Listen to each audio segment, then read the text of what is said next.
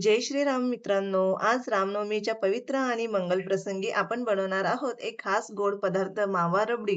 एक रबडी इतकी rich, creamy आणि स्वादिष्ट आहे की एकदा खाल्ली की पुन्हा पुन्हा खायची इच्छा होईल. रबडीसाठी लागणारं साहित्य: बदाम केशर पावडर, मावा, साखर आणि केशर. पातेल्यामध्ये दूध टाका. दूध टाकल्यानंतर ते मध्यम आचेवर गरम करा. त्यात आता केशर घाला. हलक्या हाताने ढवळत राहा.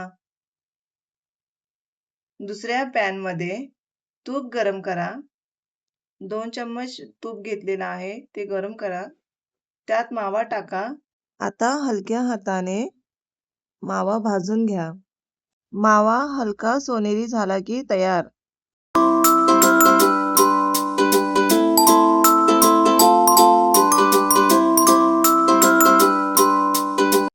आता गरम केलेला मावा दुधामध्ये टाकून घ्या आणि हलक्या हाताने सतत त्याला ढवळत राहा. यामुळे रबडीला छान क्रीमी टेक्स्चर येतं. आता त्यात साखर घाला. साखर मी 2 चम्मच घेतलेली आहे.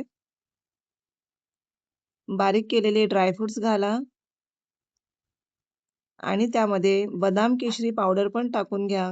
त्याच्याने खूप छान स्वाद येतो. 2 चमचे मी केशरी बदाम पावडर टाकून घेतलेली आहे त्यामध्ये आणि हलक्या हाताने त्याला मिक्स करत आहे. आपल्याला दुधाला इथे जास्त आटवायचं नाही, आटून घ्यायचं नाही, कारण की त्यामध्ये आपण मावा टाकलेला आहे. तो लगेच होऊन जातो.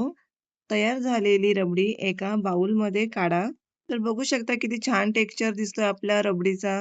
तुमची मस्त रबडी तयार आहे. व्हिडिओ आवडला असेल तर लाईक करा आणि अजून अशा रेसिपीसाठी चॅनेलला सबस्क्राईब करा. धन्यवाद.